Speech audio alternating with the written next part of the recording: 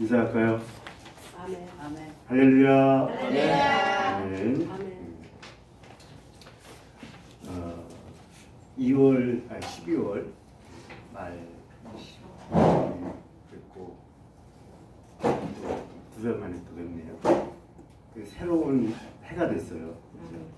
이 4년에서 25년이 됐고 새로운 3일절이 됐습니다. 완전히 새로운 날이 된 거죠.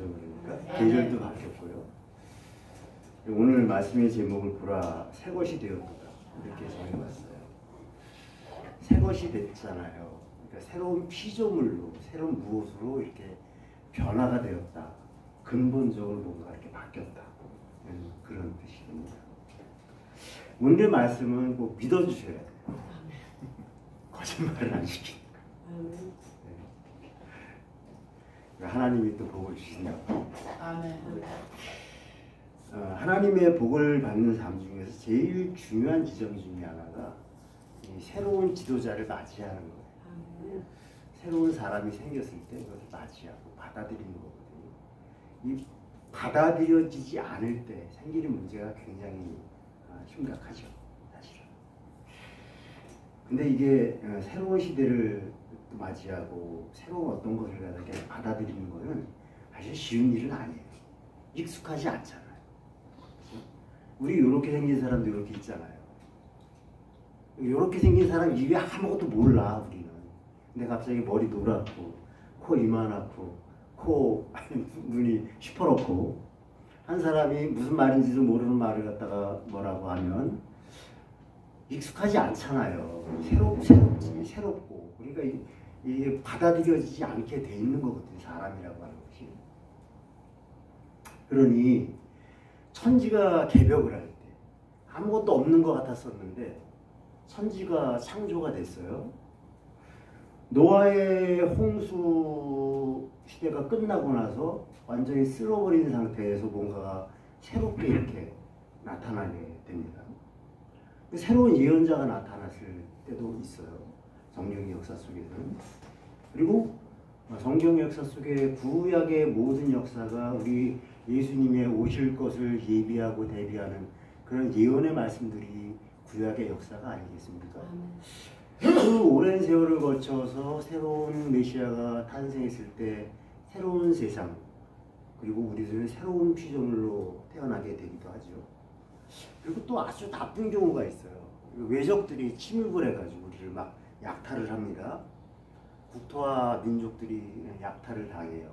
그러나 우리의 신분이 주인에서 노예로 전락을 하게 되죠.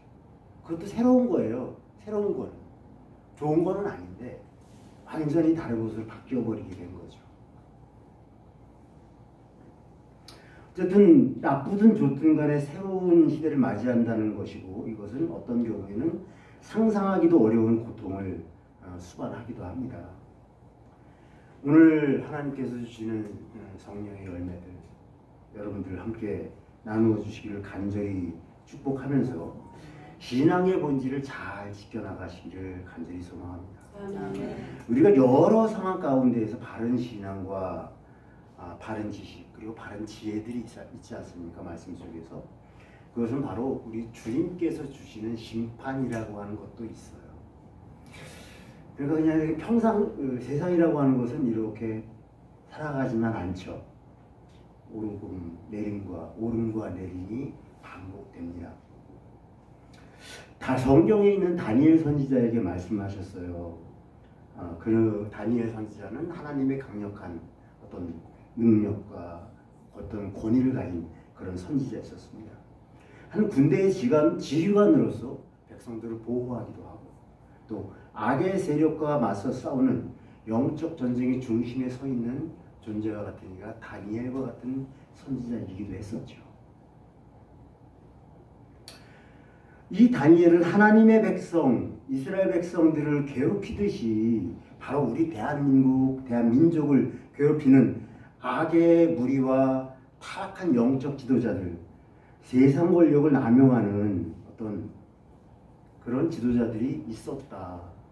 그러니까 하나님의 군대 사령관과 같은 지혜를 가진 그런 사령관이 나타나서 그것을 진멸하는 역사가 일어나기도 했던 것이죠. 자, 오늘날 참 어떻게 알아들으실지 모르겠는데 우리 이 대한민국을 감싸고 휘감고 있는 어떤 악한 어떤 질적으로 기독교라고 말할 수도 없는 그런 세력들에 의해서 우리 기독교가 매도를 당하고 있는 그런 상황인 건 여러분들도 아시죠. 굉장히 좀 심각합니다. 이것은 우리 하나님의 백성들의 나라에 주술과 무속이 다스린다니 이게 웬 말입니까? 정말로 참을 수 없는 하나님에 대한 모욕입니다. 그 모욕이 이전 120년 전에도 있었어요. 지금 바로 120년 전 을사년이죠.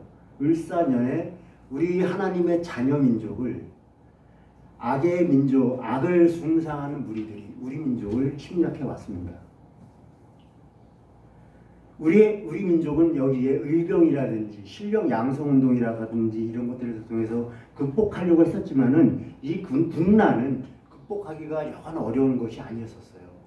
사실상 실패했다. 사람들은 절망하기도 하고 실망하기도 했었습니다. 간략하게 정리를 합니다. 이제 106주년이 되었죠. 1919년 김년 3월 1일에 하나님은 우리들의 모아졌던 그 악의 세력으로부터 하나님이 모욕을 당하신 그 사건, 1905년의 사건과 1910년에 우리 민족이 일본으로부터 강탈을 당했던 그 사건으로부터 약 10년이 지난 후에 하나님께서는 자신의 것을 폭발시키셔서 이 악을 극복하셨습니다. 거짓과 우상과 폭력으로 물든 그들에게 우리는 맨몸으로 대안의 독립을 선언했던 것입니다. 하나님의 사람들은 7,500명이라고 하는 사람들의 우리 국민들의 생명을 순국을 불사하는 항전으로 지금 이 시대에도 횡행하는 악의 무리들에게 외치고 있는 것 같습니다. 바로 너희들이 120년, 106년 전에 물리쳤던 그 악의 세력을 내가 물리치게 했던 것처럼 너희들이 목숨으로 물리쳤던 것처럼 지금도 그 악의 세력을 물리치라고 우리에게 말씀하시는 것 같습니다. 오랜 세월 살아왔던 우리 민족이 바로 여기에 있습니다. 예전에 남북한 합쳐가지고 2천만이 있었다고 하고요. 지금은 남북한 합쳐서 8천만이 있다고 하고 외국에 나가 있는 동포들까지 해서 1억여 명 정도의 동포가 있다고 합니다. 근데 이런 것을 한번 상상해 보세요. 천지가 개벽하기 전에, 창조가 되기 전에 상태가 있어요. 그리고 우리 민족이 개화가 되고 침략을 받기 전에 어떤 상태가 있어요. 그리고 침략을 받고 난 다음에 상태가 있습니다. 자, 곧 우리는 공허한 상태, 아무것도 없었던 그런 닫혀있는 상태에 있었다라고 하는 것을 한번 상상해 보시기 바랍니다.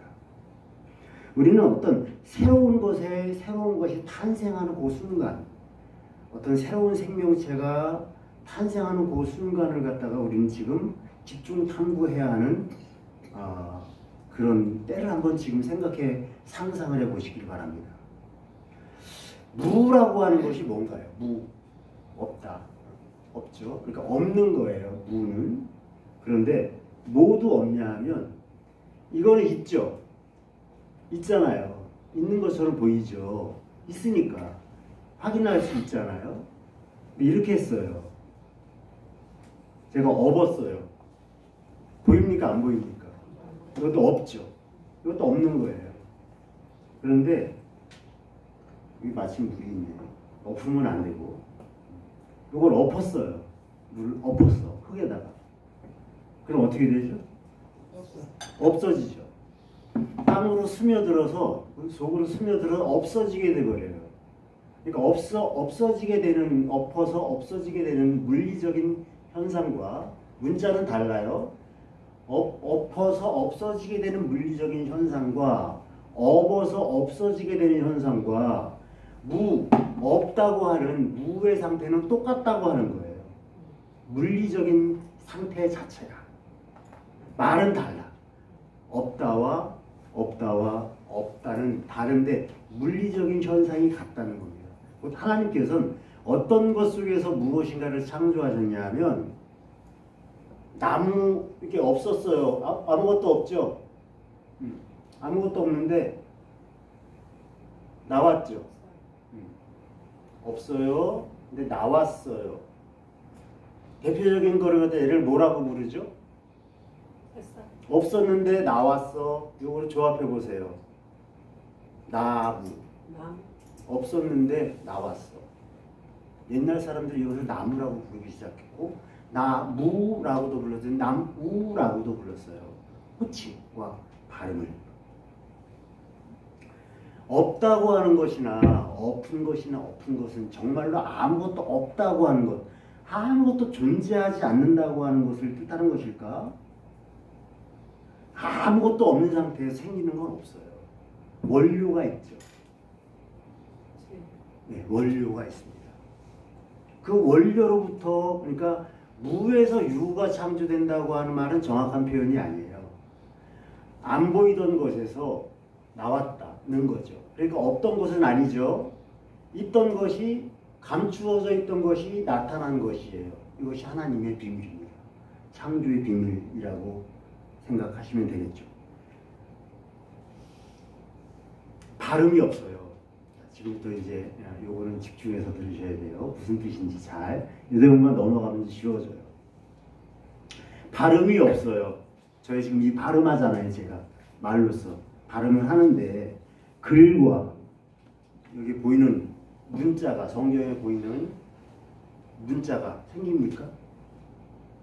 어떻게 생각하세요? 발음, 이렇게 제가 발음을 하고 지금 소리가 있어요. 이 소리가 없는데 글과 문자라고 하는 것이 탄생을 할까요? 안 생깁니다. 소리와 발음이 없으면 문자는 탄생하지 않아요. 이 소리입니다. 보이지 않잖아요. 이 소리가. 이 소리는 존재합니까? 소리는 존재합니다. 성경이 그것을 갖다 너무 어렵게 설명해놔가지고 우리가 잘 모르는 거일 수 있어요. 하나님의 말씀은 살았고 운동력이 있어 좌우의 날선 검보다도 예리하여 혼과 영과 관절과 골수를 찔러 쪼개기까지 하며 마음의 생각과 뜻을 감찰하나니, 이게 하나님의 말씀은 이런 것이다 라고 히브리서 4장에 기록을 하고 있어요. 그러니까 소리는 존재한다는 거예요. 이 세상의 창조의 원료가 말씀이라 그러잖아요. 말씀으로 하나님께서 창조하셨다라고 우리가 그렇게 무수하게 듣잖아요. 그죠? 읽기도 하고 그렇다는 거 알아요. 이 말이라고 하는 것은, 말씀이라고 하는 말은 어떤 생각이 발음으로 소리로 다르게 발성이 되는 거죠. 이 발성은 파동과, 이 파동은 보이지 않지만 입자로 이루어져 있다고 과학에서는 말을 합니다. 이거 없는 것이 아니라는 거예요. 이 소리는, 지금 소리를 갖다가 내지 않습니까? 제가 이 소리는 파동과, 이 파동은 보이지 않는 것 같지만 또한 입자로 이루어져 있다고 하는 것이 과학에서 이야기하고 있는 것입니다. 곧 과학이라고 하는 것과 말씀이라고 하는 것과 하나님이라고 하는 것은 별개의 것이 아니라, 그러니까 과학은 믿을 수 있는 것이고 하나님은 믿을 수 없는 것이고 안 보이니까 확인할 수 없는 것이 아니라는 것이 아니라 과학도 확인되는 것이고 하나님의 말씀도 확인되는 것이다. 하나님도 확인되는 것이다 라고 하는 것을 말씀드리고 있는 것입니다. 지금 바로 제가 지금 말씀을 드리고 있는 말씀이 하나님께서 발음하셨던, 하나님께서 이렇게 발음을 하실까요? 저처럼. 하나님께서도 이렇게 발음을 하셨다라고 생각을 해요. 하나님께서 발음하시지 않은 것을 우리가 발음할 수 있을까요? 우리가 쓸 수 있을까요? 하나님께서 소리 내지 않은 소리를 우리가 낼 수 있나요? 하나님께서 쓰지 않으신 것을 우리가 쓸 수 있습니까? 하나님께서 우리에게 알려주시고 가르쳐주시지 않은 것을 우리가 알 수가 있습니까? 저는 그렇게 제가 지금 말씀드리는 것과 같은 이렇게 서술형으로 이렇게 말씀을 우리에게 하신 것은 아니다 할지라도 어떤 발음으로서 소리로서 발성으로서 우리에게 말씀을 주셨다라고 저는 생각을 해요. 그 말씀의 발음은 첫 발음은 성경에도 나오는 것 같이 빛이 있으라. 빛이었다고 하는 겁니다. 그 빛이라고 하는 것이 바로 빛이 있으라 빛이라고 발음을 했잖아요. 그럼 빛이라고 하는 발음은 파동과 입자로 퍼져 나갑니다. 여러분들이 귀로 듣게 되고 세상 속에 울려 퍼지게 되죠. 하나님께서 빛이 있으라 라고 하는 것의 그 파동에 알이 조응을 합니다. 생명체 알. 빛에 알이 조응을 하죠. 이 빛과 알이 만나서 살이 됩니다. 빛과 알이 만나 살이 되고 알이 만나 살이 되고 이 살은 전체 몸으로 변화합니다. 이렇게 하나님의 말씀은 빛과 그리고 그 빛을 먹으면 알과 그 알을 먹으면 살과 그 살을 먹으면 것들이 모두 합하여져 몸화되었다. 그리고 우리의 몸은 하나님의 빛, 하나님을 원료로 하여 우리는 빚어졌다. 믿어지십니까? 아멘. 우리는 하나님의 원료로 만들어졌다. 하나님께서 빚으시고 생기를 불어넣으셨다. 성경에서는 그렇게 표현하고 계시지만 하나님께 말씀으로 지으셨다 그러잖아요. 빚으시고 말씀으로 지으시고 빚으시고 생기를 불어넣으시고가 바로 빛이에요. 우리의 숨결, 숨을 쉬고 있잖아요. 우리는 하나님을 원료로 하여 만들어졌다. 근데 섞여 있어. 이 말을 잘 이해하셔야 돼요. 이 물이 있잖아요. 물에다가 술 얘기해도 되나? 술을 한 방울 섞었어요. 이 물입니까? 술입니까? 술. 본질은 술이야. 1g밖에 안 되는 1g이라 그냥 상상할게요. 1g밖에 안 되는 원료를 바탕으로 해가지고 우리가 만들어졌어요. 이렇게 한 개의 알보다도 작은 파동으로 입자로 인 것이 알이 되고 살이 되고 몸이 되어져서 우리가 이게 60조개의 세포를 가진 빛의 몸이 됐어요.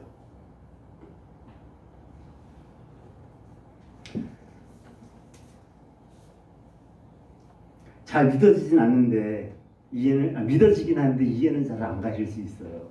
그러니까 이렇게 상상하시면 돼요. 내가 뭘로 이루어졌을까? 나는 하나님을 원료로 이루어졌다. 하나님을 원료로 이루어졌다. 나는 거룩한 성전이다. 성경에서 그래서 너희들은 거룩한 몸이다. 거룩한 성전이다. 뭐다라고 주장하는 게 뭐냐면 우리 사람의 생각으로는 이게 술이라고 생각이 들지 않아요. 물이라고 생각이 들어. 근데 하나님께서는 야, 너 물 아니야. 너 술이야. 너 껍데기인 것 같이 너 나를 원료로 해가지고 내가 만드는 거야. 라고 하는 말을 갖다가 반복적으로 계속해서 우리에게 가르쳐주고 있는 것입니다.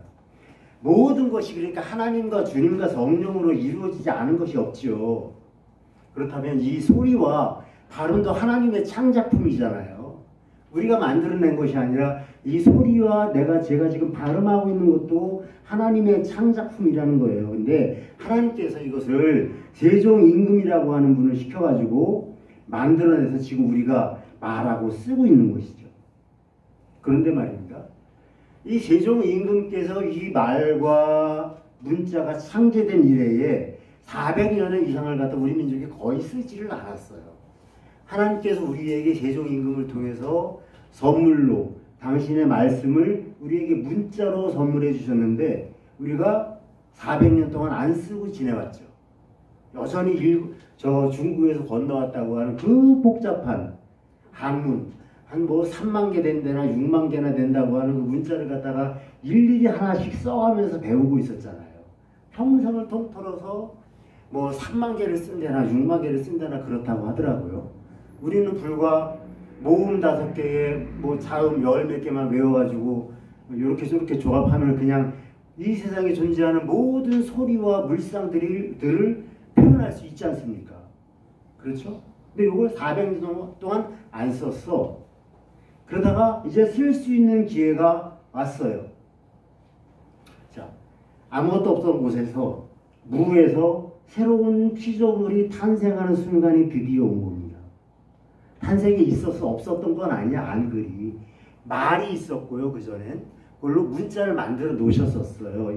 세종 임금께서. 이것이 우리 국민들에게 모두에게 퍼지는 새로운 탄생의 순간이 왔다는 겁니다. 그 탄생의 순간이 바로 예수 그리스도의 복음이 전해지는 순간이었어요. 그전에는 글이라고 하는 것을 우리 보통 백성들이 알 수가 없었어요. 그냥 날 놓고 기억자도 모른다는 말이 진짜 농담이 아니에요. 자, 이름 3글자를 쓸 수가 없었어. 거의 대부분의 백성들이 그랬습니다. 특히 여성들은 말할 것도 없었고.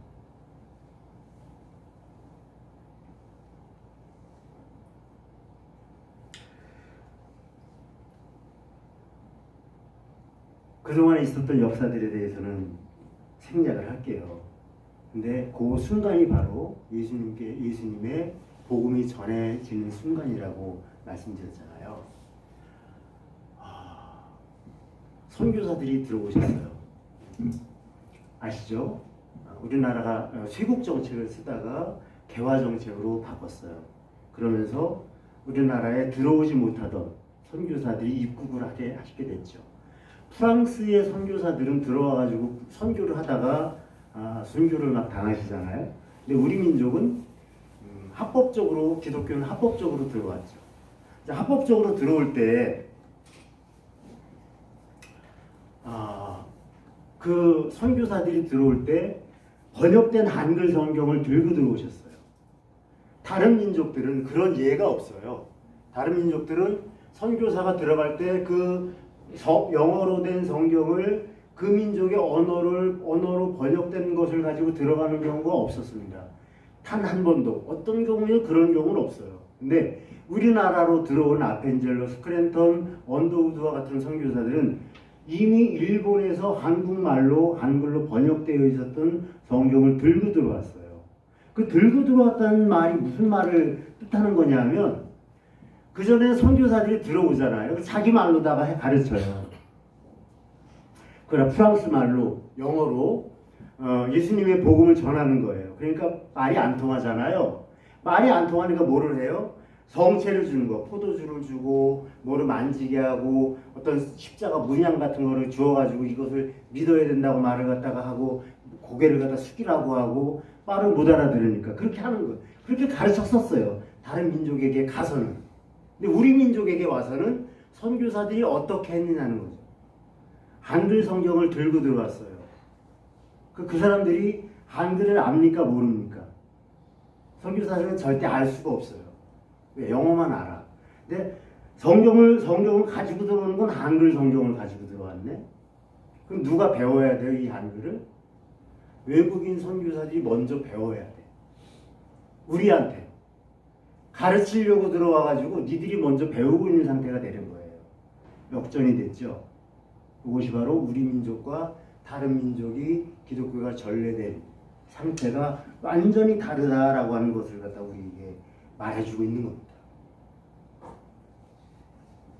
이것은 사실상 선교의 성공이라고 하는 것을 담보하는 것이 바로 이 한글이었었어요.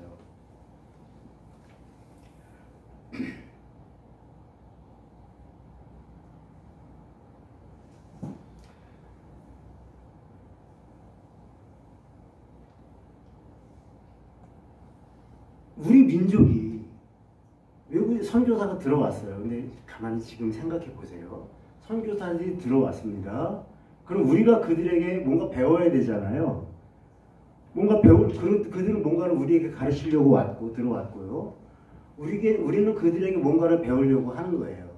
그리고 그 당시에 고종임금과 명성황후 이런 분들, 국가의 지도자들도 저분들을 갖다 들어와가지고 우리 민족에 뭔가를 갖다가 배우게 하려고 하는 마음으로 들어오게 했을 거 아니겠습니까? 당연히. 그런데 그들에게 오히려 거꾸로 우리가 가르치고 있다고 하는 것이죠. 제가 한번 시연을 해볼게요. 사실적으로 130년 전, 140년 전에는 어떻게 외국인 선교사들이 들어와서 우리들에게 뭔가를 글과 말을 배우게 되는지를 갖다가 시연을 해보는 거예요. 요걸 갖다 들으면서 요거 나무 그래요. 나무하고 발음해 봅니다. 요거는 아버지, 남자, 그리고 써요. 남자 쓰고 나무 쓰고 여자 쓰고 어머니 쓰고 그래요. 그러면서 익혀. 이것을 헐버트라고 하는 선교사가 1887년에 들어오셔가지고 한글을 익히기 시작한 후에 한글을 며칠 만에 익히셨을까요? 3일, 열흘, 30일 셋 중에 하나. 30일. 30일 또 3일. 3일 또 열흘 3일이 맞았어. 3일 만에 부활하신 예수님처럼 3일 만에 성을 부수고 성을 세우시는 하나님의 능력처럼 3일 만에 깨우쳤어. 근데 헐버트가 물론 천재겠죠. 그런데 왜 어떻게 해서 3일 만에 깨우칠 수 있었냐면 이 사람이 천재이기도 했었지만은 한글이 그만큼 복잡한 것이 아니었다고 하는 거예요. 한문이었으면 3일 동안에 몇 글자쯤 알고 외웠을까? 뭐 100글자나 했을까? 1000글자나 했을까? 그런데 자음 몇 개와 모음 몇 개를 다 조합을 하면 되는 거였었기 때문에 헐버트는 그 조합할 수 있는 능력이 있었던 거예요. 그래서 3일 만에 이 사람을 깨우쳤어. 그래서 한국인들도 만들지 못하는 3인필지라고 하는 한글 말로 된 교과서를 만들어요. 3달 만에. 근데 이 한글로 된 교과서라고 하는 것은 우리나라에도 없었던 거예요. 외국인이 와가지고 3일 만에 배우고 이걸 2달 만에 교과서로 만들어서 한국인 학생들에게 가르치기 시작을 했어요. 이런 일이 일어날 수 있을까요? 다른 나라에서? 다른 민족에서는 이런 일이 일어날 수가 없습니다. 불가능해. 아직도 안 되고 있어.